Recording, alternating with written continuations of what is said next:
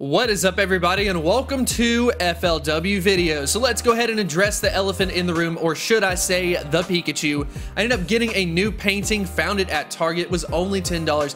Absolutely love it, thought that it really fit the set. Definitely let me know what you think about it in the comment section below. I'm definitely on the hunt for some cool Pokemon related like paintings and stuff like that to put for the background, so I'm definitely going to keep my eye out, and then you of course know if I get a new one. But regardless of that, we do have something way more important.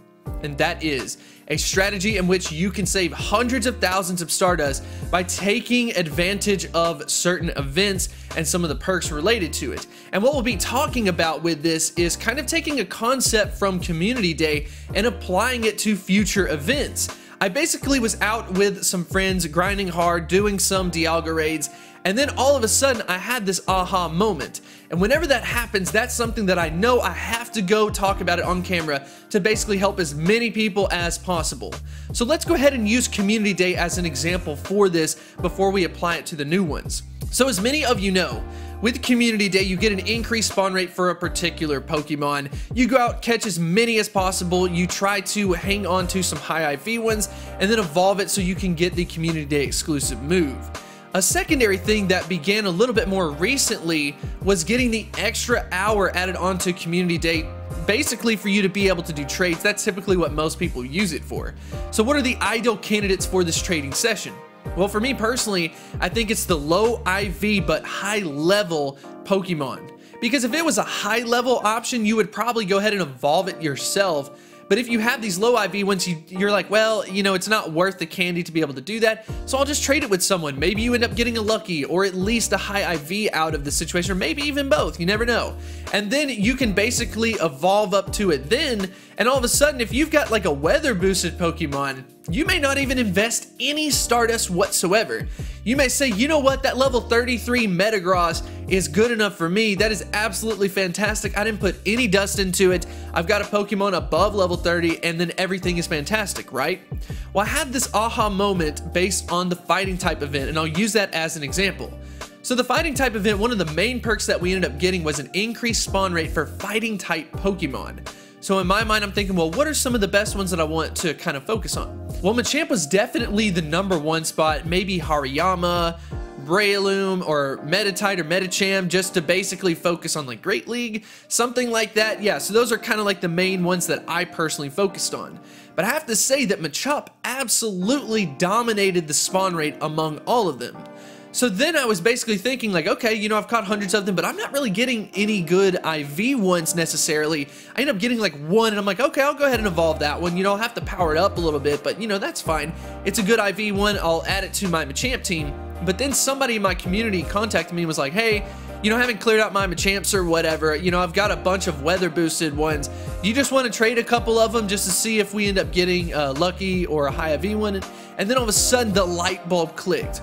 Why have I not been looking at some of these week-long events or these like featured events focused on specific Pokemon like we do for Community Day?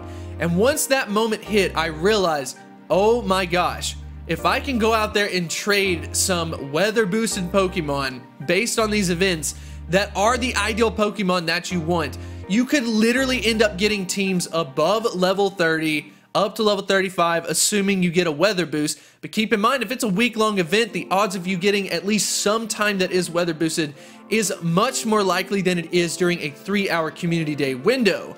And all of a sudden, you can end up with a team above level 30 to 35 that is an incredible team that you invested no Stardust into. This is something that can absolutely save you a ton of Stardust in the future, and something that I am personally going to be doing moving forward. The fact that I could basically get a full team of Machamps and not invest any Stardust is absolutely amazing. The only thing that I'm going to have to work on, of course, is the TMing process, but that will just come in time as I do a little bit more raids, and something that I'll kind of work on. But it ended up working out perfect going up against Dialga with it being weak to fighting type.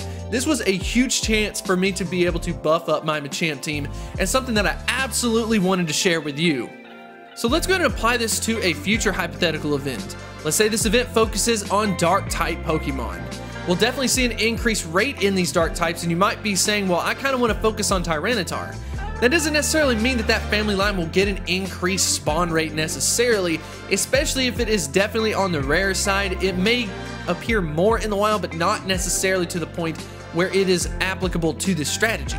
Other options though, like Murkrow, like Sneasel, like Houndour, these types of Pokemon would definitely get an increased spawn rate and are considered more or less a common type spawn. And because of that, you could focus on these Pokemon that are maybe the second best or best in another way. For example, like Honchkrow as a flying type attacker is an absolute monster. But you could focus on these Pokemon, save them up, and then trade them sometime throughout the event, especially if they were weather boosted, so you can absolutely take advantage of the event. But yeah, that just about wraps up the video. I definitely want to know what you think about this in the comment section. Have you already used this strategy? What have you seen from it? Is this something that you haven't really considered, but you did do it on community day and you're like, dude, I totally got to do that? Definitely let me know in the comment section below. And if you enjoy this type of content, make sure to hit that like button and subscribe, and I will see you next time. I wanted to extend a huge thank you to the supporters over at Patreon. You definitely make this possible, and I 100% appreciate this support. If you are interested in supporting my channel on Patreon, definitely feel free to check out the link in the description.